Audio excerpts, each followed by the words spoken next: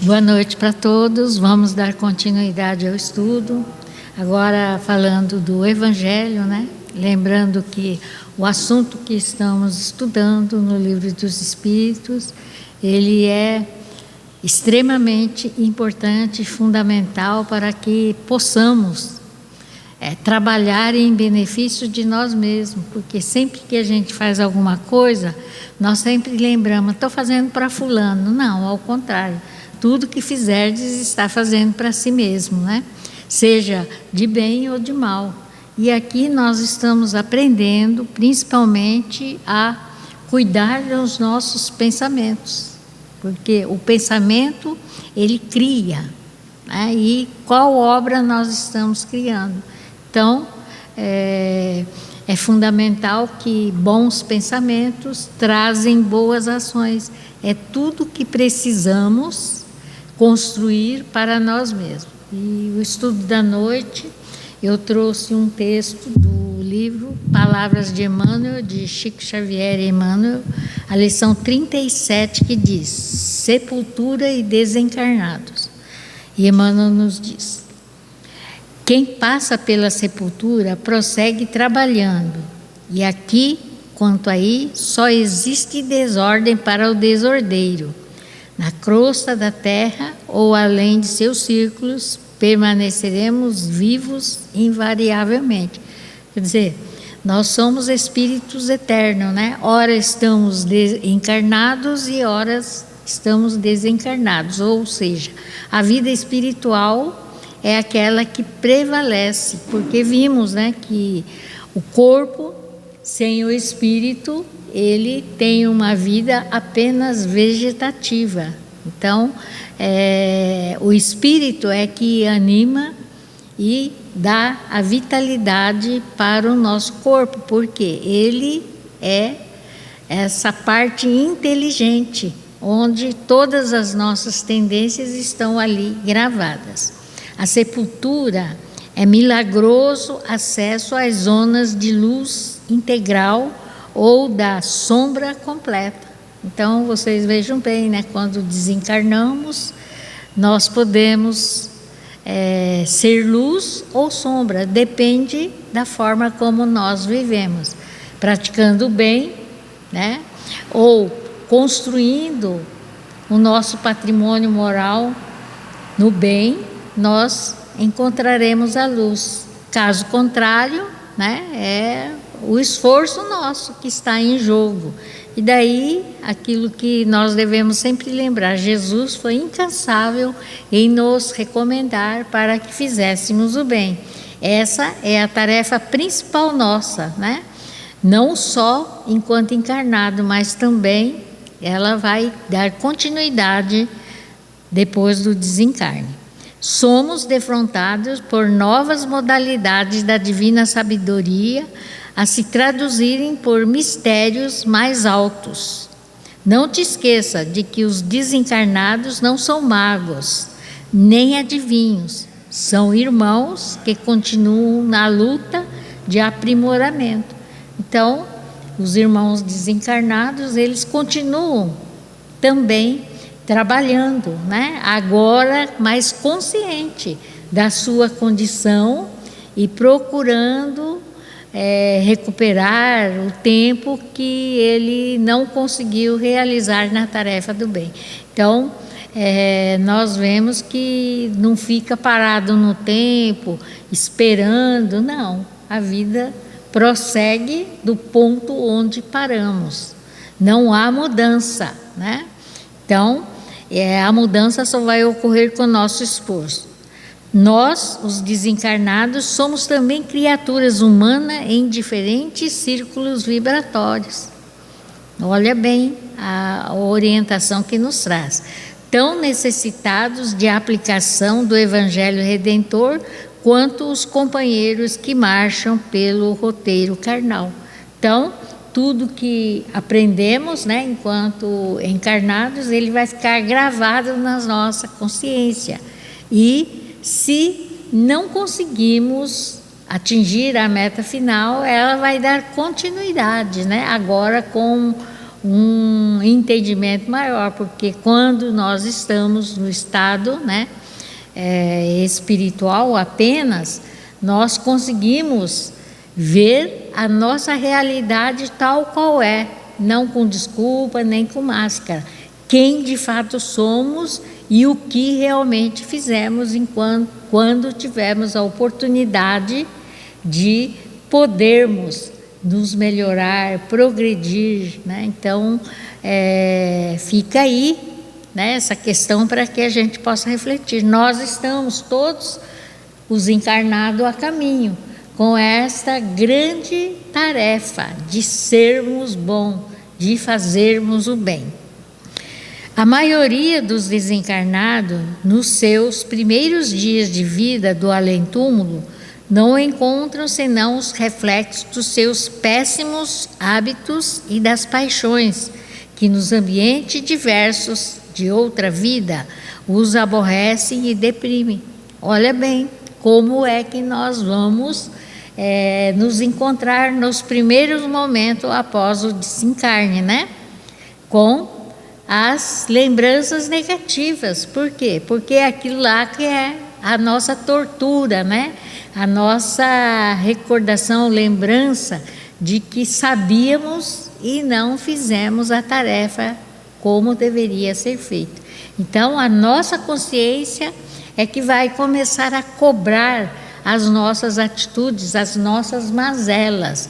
Então, num quadro, né, bastante difícil, porque aqui nós ainda tinha como usar máscaras, né? Através do corpo físico, nós conseguimos ainda encobrir as nossas mazelas, mas no mundo espiritual não há como fazer isso. A realidade surge tal qual é, ou nos mostra a nossa fotografia do que realmente fizemos na oportunidade em que estávamos encarnados e tínhamos o compromisso de fazer o bem, sermos bons, né? O corpo, das suas impressões físicas, prossegue perfeito, fazendo-lhes experimentar acerbas torturas e inenarráveis sofrimentos. Então, você veja bem que o corpo espiritual, né, ele prossegue as suas atividades, mas a consciência cobrando, né, tudo que deixamos fazer e todas as mazelas que praticamos. Então, não existe alguém que cobra de nós, é nós mesmos cobrando de nós mesmos, a consciência de cada um de nós. Então, tudo fica registrado e gravado, e nós vamos ter essas reminiscências ao vivo, né? Então, a nossa dor é muito maior. E para que possamos compreender um pouquinho mais sobre essa questão, eu trouxe um estudo, uma história do livro Vozes do Grande Além, de Francisco Cândido Xavier, escrito por diversos espíritos, e o nosso estudo da noite é do irmão G, cujo título é Primeiros Instantes de um Morto. Então, essa é uma psicografia que foi recebida no dia 14 de julho de 1955. Né?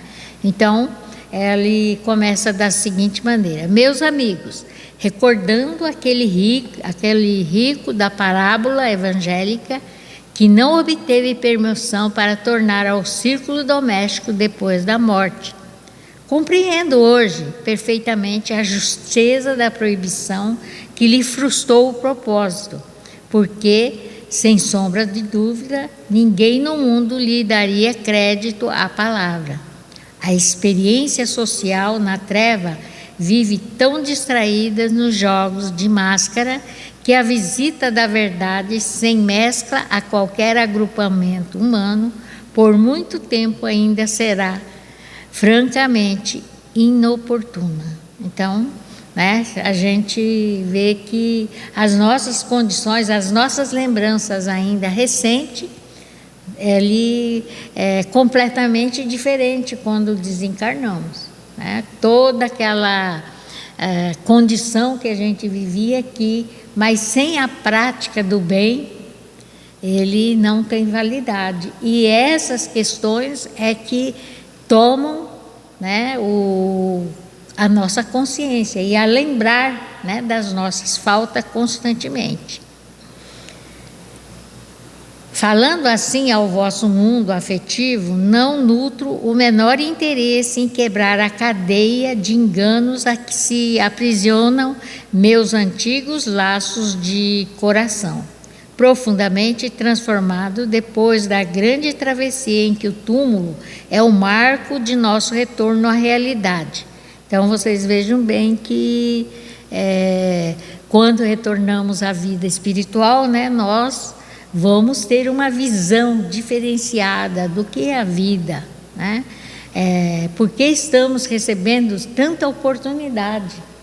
Então a gente começa a ver a nossa, como num filme, a nossa trajetória de muitas encarnações e o que continuamos fazendo, né? Então a gente pede para reencarnar com o compromisso, né, de nos melhorarmos, de buscarmos a nossa transformação. Mas, quando encarnados, as nossas metas e os nossos objetivos, eles se alteram, muitas vezes pelo desconhecimento. Todos sabemos que precisamos fazer o bem, mas sempre utilizamos a desculpa e adiamos essas possibilidades. Deixamos para amanhã, não temos assim, interesse em estudar, ou seja, o nosso interesse enquanto encarnado, na sua grande maioria das vezes, está voltado para as nossas condições materiais, né? Então, nós sabemos que enquanto espírito, precisamos das condições materiais, mas também precisamos cuidar do nosso espírito, porque esse é que vai sobreviver além da matéria. E nesta condição é que vai aparecer qual o nosso patrimônio moral, o que fizemos de bom. Não só as coisas negativas, porque o que faz de bom é que vai nos ajudar nesse momento, né, em que partimos para um mundo espiritual.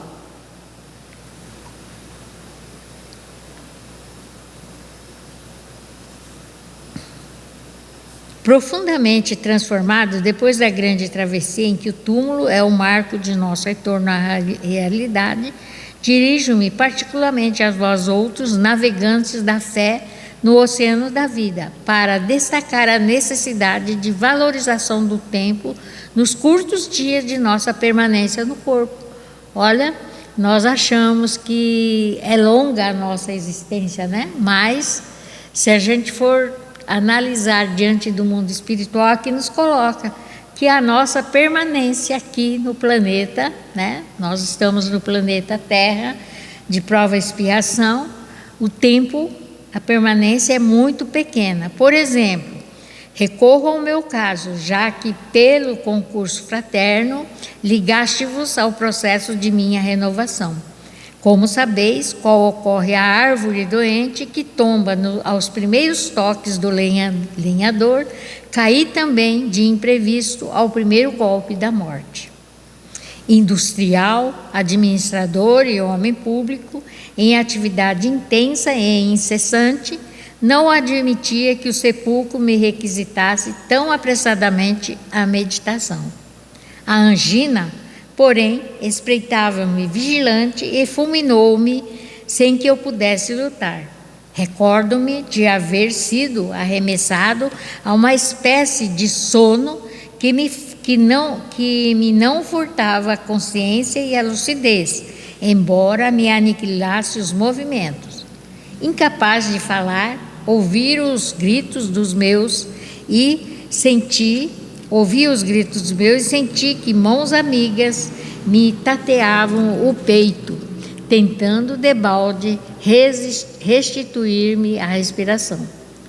Não posso apreciar quantos minutos gastei na vertigem que me tomara de assalto, até que, em minha aflição por despertar, notei que a forma inerte me retomava a si, que minha alma entorpecida regressava ao corpo pesado. No entanto, espessa cortina de sombra parecia incorporar-se agora entre os meus afeiçoados e a minha palavra ressoante que ninguém atendia. Então, vocês vejam bem que é aquilo que nós estávamos estudando, né? Esse laço que nos liga ao corpo, ele não se desfaz rapidamente. Depende da condição de cada um, mas aqueles minutos, né, parecem séculos.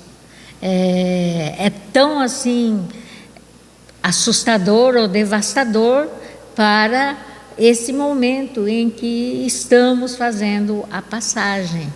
Por quê? Porque a nossa consciência nos cobrando, né? Porque, como foi dito, para aquele que trabalhou, que tem a consciência tranquila, que viveu no bem, se desfaz, né, quase sem perceber. Mas nós, né, na grande maioria, nas nossas condições de imperfeição ainda, nós passaremos por essa dificuldade. E nesse estudo, o irmão relata exatamente como foi a passagem dele. E continua: inexplicavelmente assombrado, em vão pedia socorro, mas acabei por resignar-me à ideia de que estava sendo vítima de estranho pesadelo, prestes a terminar. Ainda assim, amedrontava-me a ausência de vitalidade e calor a que me via sentenciado.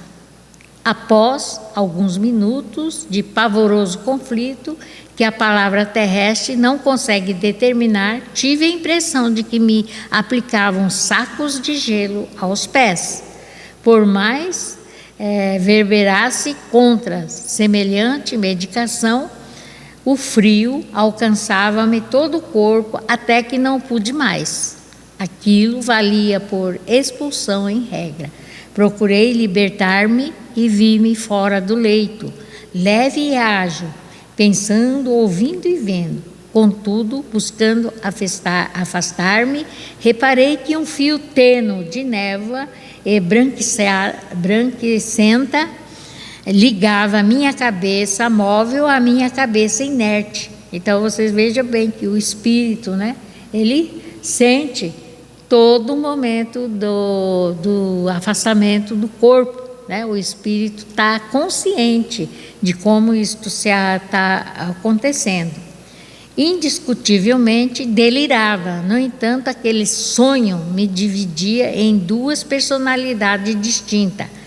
Não obstante, guardar a noção de perfeita identidade.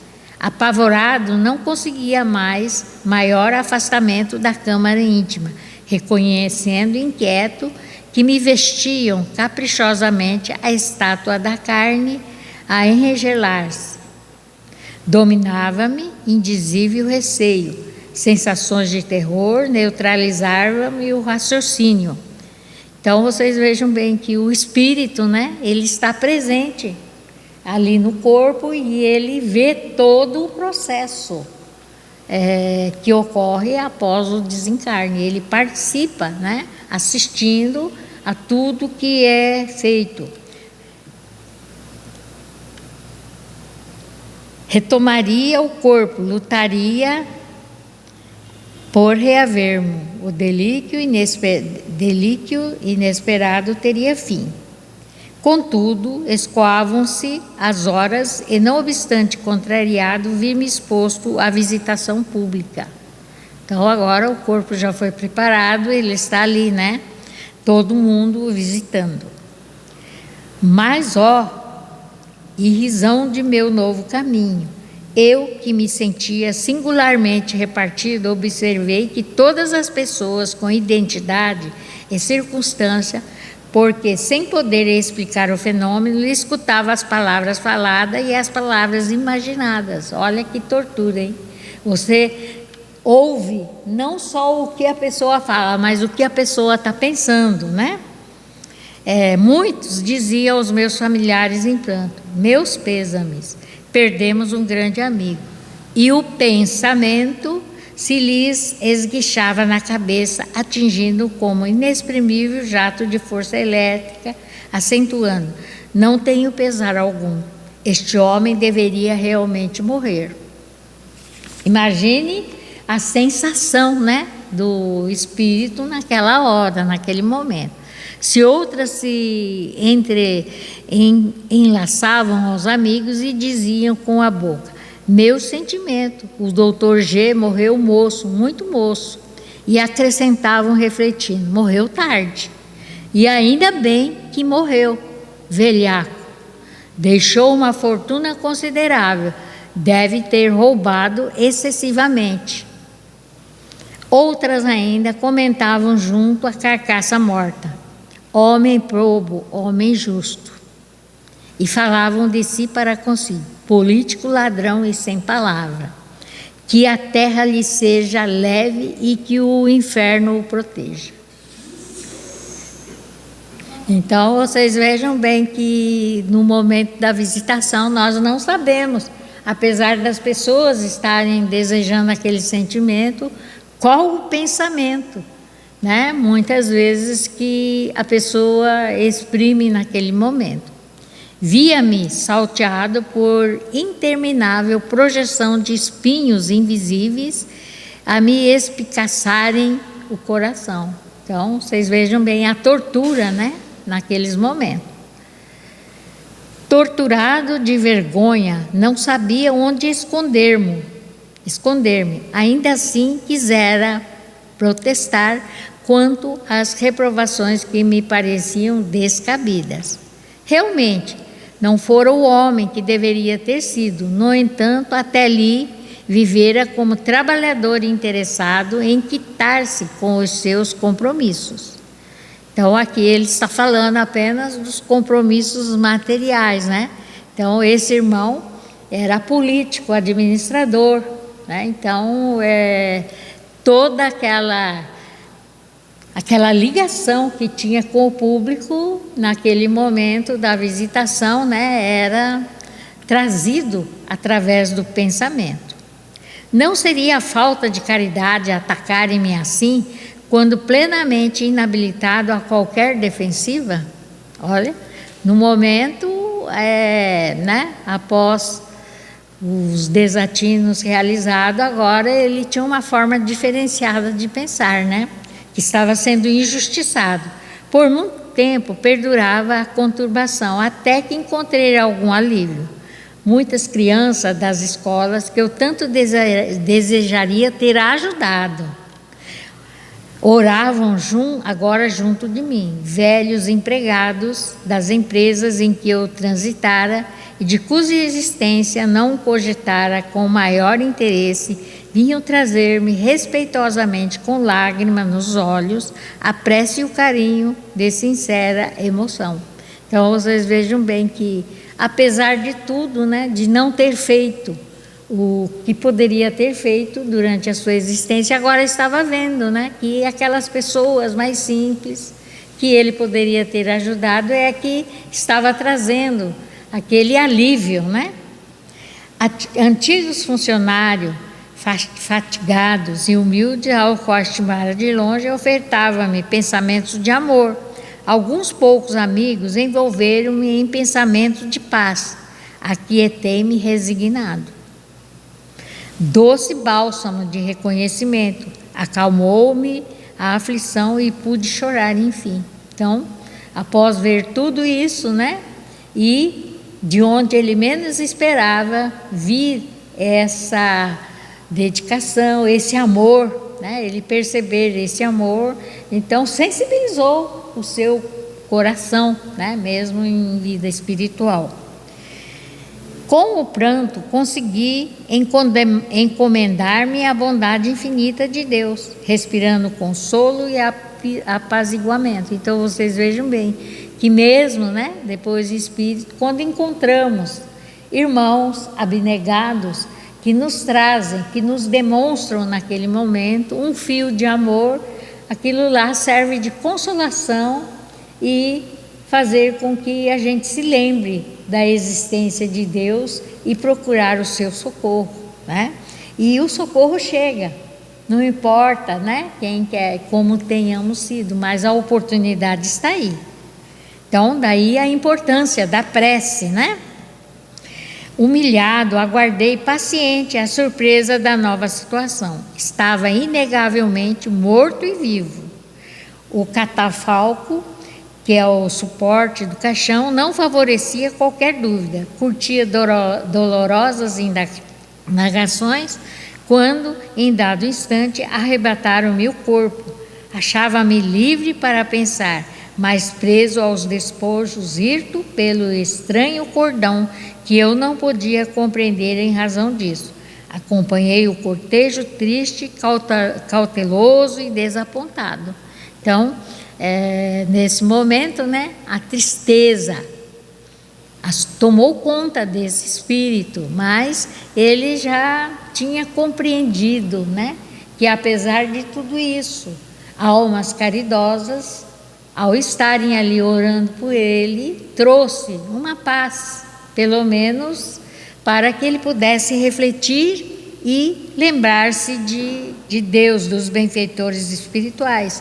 Como disse a nossa irmã Luzia, né, quando estamos numa situação de dificuldade, se lembrarmos, né, nós aqui estudamos o Dr. Bezerra de Menezes, ele vai nos socorrer e nos ajudar.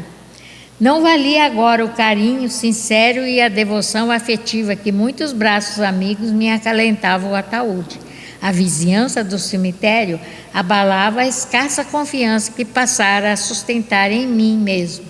O largo portão aberto e a contemplação dos túmulos, a entrada e a multidão que me seguia, compacta, faziam-me estarrecer. Tentei apoiar-me em velhos companheiros de ideal e de luta, mas o ambiente repleto de palavras vazias e orações pagas com que me acentuava a aflição e o desespero. Então aqui nós vemos que muitos, né, fazem aquela encenação, pagam pessoas para chorar, para cantar, para orar, mas isto não é bom para o espírito, ao contrário, porque ele está vendo todo o quadro, né, e vê que aquilo não é feito de coração, mas é apenas para impressionar aqueles que ali comparecem. Senti-me fraquejar, clamei debalde por socorro, até com os primeiros punhados de terra atirados sobre o esquife, caí na sepultura acolhedora sem qualquer noção de mim mesmo. Apagara-se o conflito, tudo era agora letargo. Quer dizer, ele estava assim, uma fraqueza extrema, né? Por vários dias repousei, até que ao clarão da verdade reconheci que as tarefas do industrial e político haviam chegado a termo. Então vocês vejam bem que ele ainda permaneceu ligado, né, ao corpo físico, até que houvesse, né, o socorro espiritual para que ele pudesse de fato se desligar. Então, mesmo após a morte, pela nossa consciência ainda permanecemos ligados, como disse, aquele fio tenuíssimo, claro, ainda continuava demarcando dois corpos, né? O corpo espiritual e o corpo físico. Apesar disso, porém, a certeza da vida que não morre levantava-me a esperança. Antigas afeições surgiram, amparando-me à luta nova, e desse modo voltou à condição do servidor anônimo, o homem que talvez indebitamente se elevara no mundo aos postos de diretiva.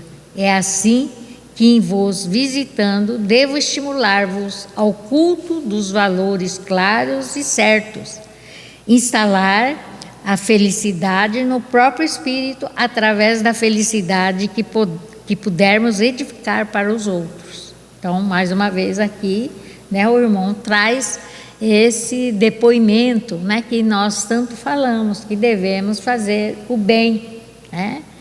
É a única forma de encontrarmos a verdadeira felicidade.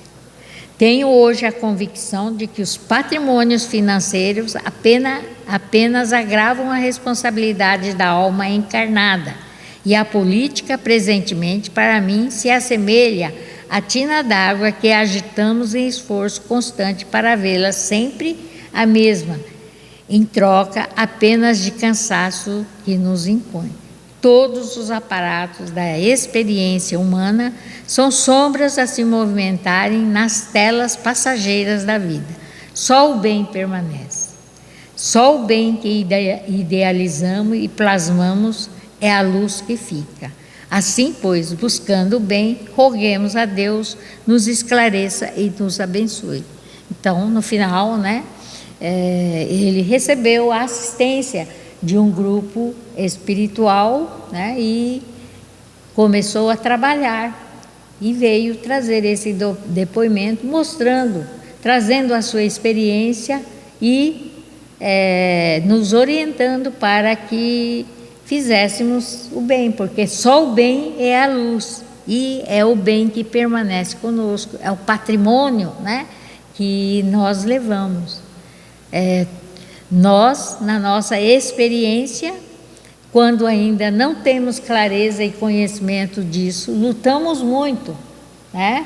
Achando que estamos fazendo bem, mas sem percebermos o mal que realizamos, porque na questão de conquistar os bens, nós não temos um relacionamento, né, de respeito para com aqueles que conosco jornadeiam. E essas pessoas não estão ali para serem desrespeitadas, pisadas, maltratadas, mas estão ali justamente para que nós possamos fazer o bem, ou seja, né, termos um trato amoroso, amigável, de compreensão, paciência, tolerância, para que possamos construir esse bem, uma imagem positiva, né, da nossa existência. Então, não é o dinheiro que faz tudo isso, mas a nossa disposição de trabalhar. Muitas vezes a gente fala, o dinheiro ajuda, mas a gente sabe que a caridade material ela é importante, mas a caridade moral tem um significado muito maior, porque é um socorro que prestamos no momento em que o dinheiro não tem condições de pagar, né? Então, aí vem a sabedoria, façamos o bem que pudermos, porque esse bem é o nosso patrimônio, é aquilo que vai ficar registrado na nossa consciência e que no plano espiritual, ou até aqui, né, é o que nos vai trazer os benefícios.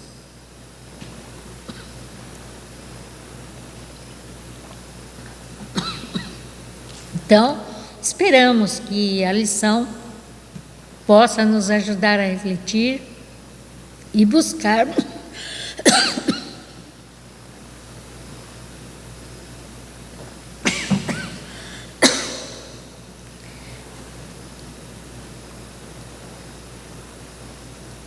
fazermos o bem que pudermos. Que Jesus nos abençoe e nos dê força e coragem para prosseguirmos a nossa caminhada na prática do bem, do amor e da caridade. Então, vamos agradecer a Deus, nosso Pai, pela oportunidade de recebermos preciosas informações para que possamos, a partir desse conhecimento, transformarmos o nosso viver. Então vamos fechar os nossos olhos, mentalizar Jesus e agradecer pela oportunidade de estarmos reunidos nesse lar nesta escola, nesse hospital, onde todos, encarnados e desencarnados, recebemos o amparo divino, a força e a boa vontade para que possamos prosseguir e perseverar na prática do bem, do amor e da caridade. Que Deus, Jesus, possa fortalecer em cada um de nós a vontade e o desejo de construirmos esse bem maior por onde estivermos e por onde passarmos. Que Jesus nos abençoe e permaneça conosco, amparando-nos, socorrendo, hoje, agora e sempre, que assim seja.